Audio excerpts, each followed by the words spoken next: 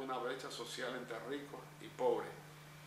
En el año 2002-2003 empezó a surgir un fenómeno que no se conocía antes, sino con el rey, con el gobierno de la realeza, y es que por primera vez hubo desempleo en Libia. La gente que antes tenía empleo, porque había casi pleno empleo, además un pequeño país de apenas 2.500.000 habitantes, la población de Panamá entonces 2.800.000, actualmente tiene 3.300.000 o 400.000, ahí va con Panamá, exactamente, ¿ya? Un país que no tenía desempleo, no había paro laboral, había una economía de bienestar social, había lo que se llamaba el socialismo árabe, como lo dije ayer. No es el socialismo marxista, porque son realidades totalmente distintas, ¿ya? Son mundos totalmente distintos, ¿ya? El concepto de ellos, socialismo democrático, es totalmente distinto al concepto latinoamericano de socialismo democrático o al concepto que tienen en otros países. Cada país se interpreta su vía que le conduce al estado de bienestar social de manera distinta, pero lo cierto es que al vislumbrarse el año 2000 en adelante aparece un desempleo tan grande y tan terrible que el mundo comenzó a preguntarse qué está pasando en Libia, por qué hay tanto desempleo. Se privatizó todo, la educación inclusive comenzó a decaer, los especialistas eran mandados a universidades en el exterior, cuando regresaban al país venían más occidentalizados o más familiarizados con la cultura de los países dominantes que con las propias árabes. Comenzaron a construirse palacetes en Libia, con grandes céspedes, fincas, a vivir como verdaderos príncipes, después de haber venido del desierto, hombre, después de haber sido beduinos, ¿ya? Y andar en caravanas nómadas. Es increíble. El cambio social y económico fue ¿qué lo puedo decir?, de 180 grados. Es decir, pero no en el sentido bueno, ¿verdad? Porque cada quien aspira a vivir mejor cada vez más. No enriquecerse, porque no es necesario, pero lo que es malo no es el dinero, lo que es malo es poner el corazón y la mente en eso, ¿ya? Eso hay que poner el corazón y la mente, es en que el pueblo viva bien y viva igual que usted, ¿ya? Es decir, lo que usted quiere para sus hijos, usted tiene que quererlo para los hijos de los demás, ¿ya? Y es lo que desgraciadamente no existe ni en nuestra sociedad, ni en América Latina, ni en otras partes, salvo con muy contadísimas excepciones. Pero esto fue lo que pasó en Libia. La revolución libia se corrompió, damas y caballeros. Es la triste verdad, y duele decirlo, pero la revolución se corrompió. Sus actores, sus propios dirigentes se corrompieron a tal extremo que para muchos de ellos era más importante los fines de semana irse en un avión a Roma, que está a 45 minutos ahí en un jet, o a París, que está a 2 horas creo, a pasar la Dolce Vita durante una semana y gastarse cientos de miles de dólares, millones de dólares a clase dirigente, a ese dinero distribuirlo entre las necesidades, ingentes necesidades sociales, etc. De tal manera pues que el régimen se fue distanciando cada día más y más y más de las masas. Mientras tanto la propaganda política de la revolución, de esto y del otro surgía, pero el pueblo no es tonto en ninguna parte del mundo. El pueblo dice, pero si estamos hoy en revolución, si se habla de esto, ¿por qué estoy viviendo tan fregado? Y antes tenía esto, ahora no tenía esto, antes había tantas escuelas, ahora hay menos, antes habían tantas camas de hospitales, ahora hay que pelearse una cama de hospital. Es decir, Libia entra en un estado de involución política, para hablar en términos de ciencia política, de involución política, económica y social. En buen panameño esto significa, comenzó a echar para atrás como el cangrejo, después de haber tenido un nivel de vida admirado por el mundo entero y un PIB, un Producto Interno Bruto enorme, etc. Luego de eso viene pues la adopción del neoliberalismo ya oficialmente por todas partes. El régimen no quería oír hablar más de socialismo democrático, ni de revolución a la antigua, ni esto y el otro. Todo se corrompe, todo se daña.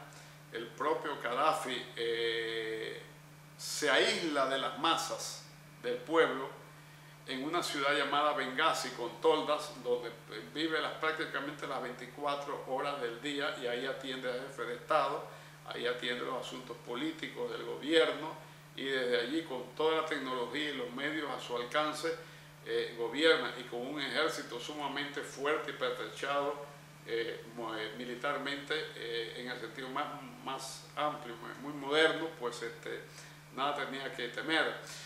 Pero bien es sabido que cuando sus dirigentes se desvinculan de los gobiernos, o sus dirigentes se desvinculan de un pueblo y comienzan a torcer el camino y a tomar otro rumbo, y las masas o el pueblo dice: queremos esto, ¿qué pasó aquí? Ya esto no es como era antes, estamos descontentos. Y si en lugar de eso usted no rectifica, usted no hace un examen de conciencia y de reflexión y dice: hombre, es verdad, estamos echando para atrás, estamos yendo para atrás como cangrejo, o sencillamente nos hemos salido de la hoja de ruta, del camino, hay que regresar otra vez ya a lo de antes, o hay que complacer al pueblo en sus demandas fundamentales. ¿Ya? Entonces, ¿qué pasa? El pueblo comienza a decepcionarse del que una vez fue un revolucionario y no le perdona. Eso se comienza a hablar de traición nacional, se comienza a hablar de corrupción al extremo, y eso es lo que ocurrió en Libia precisamente, y que explica en gran parte lo que hoy estamos viendo allá. Es más, llegó un momento en que el propio líder libio y sus ministros y sus generales y sus tecnócratas, burócratas, se daban la dolce vita, ¿ya? Con mujeres europeas o importadas de donde sea, etcétera, y ese tipo de cosas no le está permitido a una persona que sea un revolucionario sincero del corazón, que sea un reformador, etcétera. Llámese que sea cristiano o que sea, no lo sea, o etcétera, pero un dirigente debe dar el ejemplo de la no contaminación, ¿ya? Debe dar el ejemplo para ser entonces definitivamente el ejemplo a seguir por su pueblo. Cayeron prácticamente en los hábitos que caen las monarquías corruptas de Arabia Saudita, de Kuwait, de Qatar, de Bahrein, de los Emiratos Árabes Unidos, de Dubái, vaya, de la monarquía de la península arábiga. Todos los vicios comenzaron a verse allí, y el pueblo comenzó a degradar sus condiciones de vida y de trabajo. Empeoraron sus condiciones de vida y trabajo, su dieta desmejoró, su alimentación desmejoró, su propia educación desmejoró, la relación de género, ya, a la cual se le dio importancia al comienzo, desmejoró también, etc. Llegó un momento en que el pueblo libio, desde luego que hizo reclamos tan fuertes que le pidió a Gaddafi: o usted rectifica y echa fuera a los corruptos de su gobierno, ¿ya? Y hace una purga, ya purga el Estado libio completamente, o nosotros no aguantamos más. En ese momento sucede lo de Túnez, sucede lo de Egipto, y plácata, brinca a Libia, y la revolución, es decir, la revuelta libia se produce espontáneamente. La inmensa mayoría del pueblo libio pide la salida de ese hombre, pero ese pueblo libio no está pensando ahora mismo en liberarse de un dictador sangriento y opresivo como lo es Muammar el-Gaddafi, digno émulo de Hosni Mubarak. Está pensando en recuperar sus derechos y la propiedad económica que produce el país, la propiedad económica nacional. Está pensando en la distribución equitativa como había antes de la riqueza, de los ingresos y de las oportunidades, etc. Obviamente que la revuelta popular tiene un alto ingrediente también de gente que está pensando reemplazar a Gaddafi y negociar con Occidente ya para llevarlo a una especie de semicolonia. Eso también es cierto, pero lo cierto es que el pueblo egipcio, la gran masa libia, se ha decepcionado de su líder y lo ha estado abandonando moralmente. Que haya o no en Trípoli apoyo a Gaddafi, bueno, la cosa es muy difícil de diagnosticar, en el sentido que hay terror. La policía de Gaddafi, sus fuerzas de seguridad son tan represivas, tan sanguinarias como lo fue Hosni Mubarak, que toda persona que disiente o que no está de acuerdo o que se levanta para denunciar la corrupción de los dirigentes es preso, automáticamente preso o desaparece definitivamente. En esa circunstancia ocurre el levantamiento armado popular de Libia contra un hombre que se corrompió completamente y se desvió de los postulados y de los objetivos fundamentales de la revolución libia del 11 de octubre de 1969. Hoy día tiene 42 años en el poder. Ese es el otro problema. Decía, como ayer les expresaba a ustedes, que el barón francés Montesquieu decía que el poder absoluto corrompe absolutamente, ¿ya? En verdad no es Montesquieu el verdadero autor de esto, sino tengo entendido que es el mismo Voltaire, ya el francés Voltaire, el que habla así. El poder absoluto corrompe absolutamente. En la Revolución Francesa pasó lo mismo. Ya la revolución se corrompió. Cuando vino Robespierre, comenzaron a tumbar cabezas y a hacer locuras. Y esto llevó a la revolución a pic, que vino el régimen napoleónico, vino las guerras imperiales, que llevó a Francia a un estado de pobreza increíble. Es así. Cuando el poder es absoluto y descansa solamente en un solo hombre y no en asambleas populares, no descansa en la expresión y la aspiración de las grandes mayorías, sucede precisamente esto, ¿ya? Entonces, la situación hoy día es la siguiente. Gaddafi, con 42 años en el poder, ha nombrado a su hijo, llamado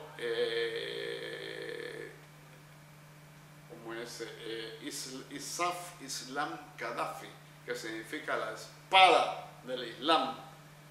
Lo han nombrado prácticamente, o lo ha escogido para ser su sucesor. ¿Qué sucede? Que en el mundo árabe hay una manía repudiable, y es que los presidentes tienden a perpetuarse en el poder. No les basta 10 años, quieren 15, quieren 20, quieren 25 años. El de Túnez, Ben Ali, se quedó 23 años en el poder y ya se estaba eligiendo para otro periodo y cambiando la constitución para que fuesen 7 años más. Y ya tenía quizás en mente el hijo más pequeño de él, a hacerlo algún día presidente. Todo, casi sin excepción, sucedió. En Siria, el régimen de Hafez el-Assad nombró a Bashir Assad, a su hijo, que era médico, de presidente de a dedo, y lo impuso al pueblo. Saddam Hussein en Siria, en Irak, tenía 3 hijos que eran asesinos y gente de la peor ralea, ya, y lo tenía, uno de ellos lo tenía ya listo para sucederlo a él. En Egipto, Mubarak ya había decidido que Gamal Mubarak, el hijo de él, de creo que de 39 años de edad, iba a ser el presidente vitalicio. Entonces, en el mundo árabe hay el problema que cualquier presidente que se encarama en el poder quiere ser vitalicio, es decir, para siempre, reelegirse para siempre, siempre con un fraude monumental. Y las reelecciones en el mundo árabe suelen ser muy curiosas. Se realizan un día, ya en un solo día se cuentan los votos, y al día siguiente la relación que de fuerza es 90% a favor del presidente o dictador contra 10% oposición, pero finalmente Mubarak, por ejemplo, se reeligió 7 periodos o algo así, una mascarada de reelección, y pues era 98,5% contra 1%. Gaddafi ya preparó a Isaf al-Islam Gaddafi, el hijo, la espada del Islam, para ser el próximo presidente, que a su vez está pensando en perpetuarse 40 o 50 años de edad, si es que tiene en vida para hacerlo. Igualmente lo ha hecho el presidente de Yemen, allá en la punta de Arabia. Ya tiene 2 hijos, uno de ellos ya lo preparó para sucederlo con carácter vitalicio. Lo mismo sucede con los reyesuelos y los tiranos. Usan corona real, el rey de Arabia Saudita, de Kuwait, de Irán, etc. Las monarquías son hereditarias. Asimismo se ha creado una especie digamos, de monarquías ex-republicanas hereditarias, etc. Es la peor forma de corrupción. El poder absoluto corrompe absolutamente. Llega un momento que solamente hablar de reforma social y de justicia y de libertad, el solo hecho de decir que se tiene hambre y no trabajo, es un delito social ya plausible en nombre del estado de emergencia, de ser traducida la persona, la víctima, a la cárcel, ser vejado, torturado, destruido, etc. En Libia, como en Túnez, como en todos los países árabes, se practica abiertamente la tortura. Lo curioso del caso, damas y caballeros, es que Washington habla de derechos humanos, constantemente da lecciones de derechos humanos. Francia lo da, Inglaterra lo da, España lo da, todo el mundo quiere dar lecciones de derechos humanos, pero no lo practican en sus propios países y no lo practican en los países donde tienen intereses. ¿Ya? Esas monarquías sangrientas, esos regímenes dictatoriales sangrientos nacieron de la voluntad de Washington, de París, de Londres, de Bonn y de otros países. Ellos fueron los creadores de esos monstruos. Ya ahí sí hay definitivamente violación de los derechos humanos, porque en el mundo árabe posiblemente han muerto cerca de 1 millón de árabes por razones políticas que han sido masacrados. Y Washington, como las capitales de Europa, son sordas, son ciegas y no quieren saber de eso. Pero en otra parte se habla de violación de derechos humanos. O sea, la violación de los derechos humanos está en función de los intereses económicos, políticos, estratégicos que se tenga, no en función de la justicia. Así pues, en breve, esta es la historia de la evolución o de la involución que hizo Gaddafi y que hizo al mismo tiempo las condiciones de vida y trabajo degradantes en Libia. Se importaron muchos egipcios, muchos pakistanos, indostanos, filipinos, bengalíes y africanos para trabajar en las obras de infraestructura y de construcción muy duras, bajo los rigores del desierto, casi inaguantables, pero lo hicieron porque a esa gente se le paga la mitad del salario que se le debe pagar a un ciudadano libio.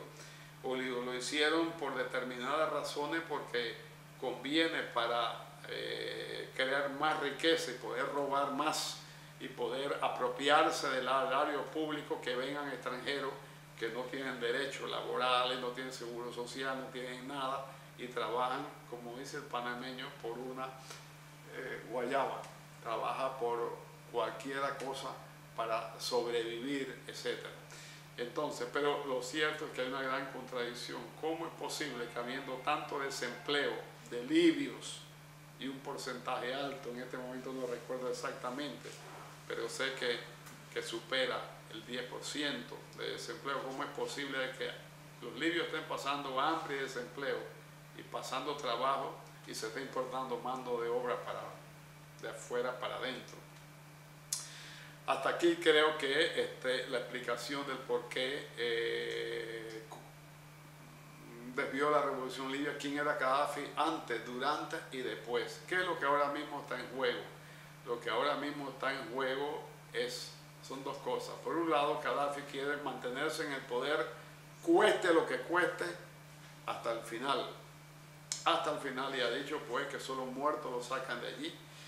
Y pues ha dicho que él es amado por todo el pueblo de Libia, y que el libio que no piense como él es un traidor, un miserable, que merece ser apresado y fusilado. Ya un hombre con semejantes ideas, pueden imaginarse la situación difícil que se vive adentro. El ejército en Libia se dividió, una fracción minoritaria del ejército se fue con las protestas populares y la rebeldía armada popular. Una parte de la burocracia huyó, esta no porque fuese partidaria de los pueblos que están hambrientos, esa es la razón, y desempleados, sino porque gente que robó tanto, que disfrutó de las mieles del poder, que ya con lo que tienen le es suficiente para vivir en Roma o vivir en otra parte, y ya no quieren jugarse su pellejo por Libia, además porque están conscientes de que el hombre, Gaddafi, está loco. Hay que ser muy sincero en esto. Esa es mi apreciación en mi lectura que hago. Psíquicamente él no anda bien, emocionalmente no anda bien. Cuando un hombre habla de castigar a toda persona que se subleve, etc., con la pena de muerte, cuando se producen las carnicerías que se están produciendo en los pueblos y ciudades que ocupa el ejército de Gaddafi, no queda menos que preguntarse si es compatible la presencia de Muammar el-Gaddafi más allá de los 42 años de poder, pero que además de eso hay otro problema, que ha cometido no solamente violado los derechos humanos, sino crímenes atroces contra la humanidad, y hoy día hay un Tribunal Penal Internacional creada en Roma, la Corte Internacional de Justicia de Roma, que ya dictó orden de detención a través de la Interpol y de toda la policía del mundo contra Gaddafi. Él está en una situación, o gana la guerra, cosa que pareciera que en este momento la relación de fuerza militar se inclina a favor de Gaddafi, ya, o si él tiene que salir huyendo de allí, pues no va a encontrar asilo en ningún lado, a menos que las grandes potencias le pidan o decidan dejarle una puerta abierta, una retaguardia, y que se vaya. Lo cierto es que en todas las ciudades de Libia se está peleando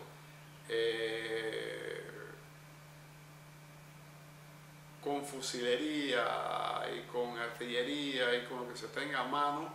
Se está peleando de una manera feroz de lado y lado. La aviación libia, la aviación del dictador Gaddafi, ha prácticamente controlado ya los principales bastiones de los insurrectos. Brida, por ejemplo, que era un importante centro petroquímico y de acarreo de gas y de petróleo. Ras Lanuf fue capturada también, y Abadilla, la ciudad de Abadilla, que significa el punto cardinal o más estratégico porque es la carretera que conduce directamente a Trípoli, y una vez que se captura esa ciudad donde se está peleando en el momento que estamos hablando ferozmente, pues ya se aísla, los rebeldes completamente lo cercan y pueden acabarlo por bombardeo aéreo o con fuego de artillería. A todo esto surge un gran peligro. Ok, hay un problema interno, hay una guerra civil planteada, lo que hay ahora mismo una guerra civil muy fuerte, muy feroz en Libia. El problema está en que alguien o algunos se están aprovechando de esa guerra civil para entrar, echar al dictador. Bien, de todas maneras se sabe que a él no le va a quedar a corto o mediano plazo otro camino que irse, porque nadie lo quiere, ni en Libia ni afuera. Pero lo cierto es que en el nombre del humanitarismo, de las guerras humanitarias, de la intervención, la teoría o la tesis de la intervención humanitaria para salvar miles de vidas de inocentes libios, se está justificando o se está preparando en este momento un enorme aparato militar de la OTAN, Unión Europea y Estados Unidos para sea invadir a Libia o sea imponer un estado de exclusión aérea, que significa avión de guerra libio que despega para bombardear posiciones de rebeldes será automáticamente tumbado. Salen de los portaaviones, el George Washington que está enfrente, el portaaviones Eisenhower, cada uno con 150 aparatos a bordo capaces de destruir toda la ciudad de Libia rápidamente. Saldrían de allí y en el espacio de 10 minutos, 15 minutos llegan donde están los aparatos libios bombardeando y lo derriban y se acabó. El problema es que eso supone un estado jurídico internacional muy delicado, eso supone un estado de guerra, eso supone que para hacer eso no solamente hay que derrumbarle la fuerza aérea a Gaddafi, es decir, todos sus aviones acabárselos, hay que despedazar las pistas, los aeródromos, ¿ya? Los aeropuertos militares, ¿ya? La calzada, hay que desbaratar las defensas antiaéreas, el fuego antiaéreo, las baterías de misiles, y hay que definitivamente destruir completamente la grande concentración de tropas y de tanques, cosa que hoy día con la tecnología militar existente y practicada en Irak y en Afganistán, ya no es necesario forzosamente que un avión salga de tal parte y localice un tanque para enviarle un rocket, un misil, ya a través del ordenador del avión y volverlo papilla. Ahora sencillamente desde un portaaviones o un submarino que está a 100 kilómetros de ahí, de aquí a Rihuato o de aquí a Santiago de Agua, de aquí a Chiriquí, detectan ya a través del satélite militar cósmico, detectan dónde se encuentra la artillería, los misiles, etcétera, aprietan un botón y sale un misil Tomahawk, no sé cómo se pronuncia, nunca he sido muy bueno pronunciando el inglés, perdónenme ustedes, pero sale un misil Tomahawk, ya, y en cuestión de 10 minutos, antes, 7 minutos, está sobre el objetivo. Revientan búnkeres, cuarteles, tanques, blindados, trincheras, grande concentración de Europa rápidamente. Libia no está preparada en este momento para asumir una guerra de resistencia al imperio americano con esa experiencia que han tenido ya afuera, etc. Lo más probable es que puedan lanzar operaciones de exclusión aérea, pero sin intervenir. ¿Y por qué no intervenir?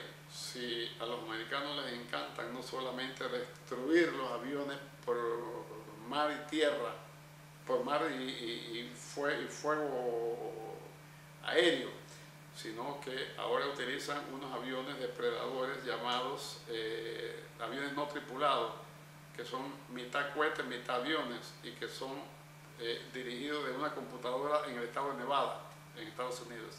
Y un solo hombre allí, al frente de una computadora, es capaz de teledirigir un misil a 500 o a 1000 o a 2000 o a 3000 kilómetros de distancia. Todo depende para dónde vaya, lo que están haciendo en Pakistán, lo que están haciendo en Afganistán, etc. Y el misil, el avión no tripulado, arroja su carga mortífera y desbarata todo, etc. ¿Por qué razón no han invadido hasta ahora los Estados Unidos? Se preguntarán ustedes. ¿Van a invadir o no van a invadir? A mi juicio es difícil que invadan, pero no imposible. Hay una hipótesis de que invadan, pero si no lo han hecho hasta ahora, difícilmente podrán hacerlo. Lo que sí podrán hacer es la exclusión aérea. ¿Por qué no se atreven a invadir a Libia militarmente con tropas de tierra? Se embarcan 60.000, 80.000 hombres y se acabó en 24 horas el ejército de Gaddafi. No soporta esa embestida, porque el problema no es Gaddafi. El problema es que después el propio pueblo libio, viendo invadida su tierra por el extranjero, se vira contra el invasor.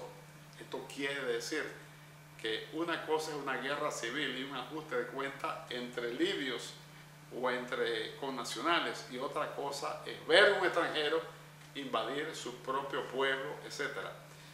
La tortilla puede virarse, las cosas pueden invertirse y de repente pueden hacer 1, 2, 50 frentes de guerrilleros como en Irak o en Afganistán o en Pakistán hoy día y atacar el ejército norteamericano. En otras palabras, no invaden o no se han atrevido hasta este momento a invadir, sino que están indecisos, es porque hay un trauma. El trauma lo ha creado Irak, Afganistán y Pakistán. Damas y caballeros, la guerra americana está perdida ya en Afganistán, en Irak, en Afganistán y Pakistán, ya de corto plazo, de cosa de tiempo. El Pentágono está dividido en el mismo alto comando,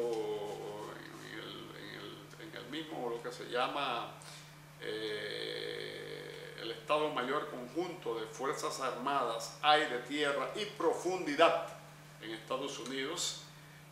Hay el consenso de que ya no pueden más con la situación que hay en Afganistán y que tienen que salir de allí, sobre todo si tienen que mandar unas tropas por allí, por el Medio Oriente, que no creo que lo puedan hacer, porque las guerras van a ser nucleares, atómicas de ahora en adelante. Ese es el gran miedo que hay. Por esa razón no se han atrevido a hacerlo todavía, pero pueden hacerlo de aquí a mañana, porque la locura humana de los imperios es así, de un minuto a otro toman una decisión irracional, aunque eso les cueste después el imperio financiero y por último el imperio militar. Muchas gracias.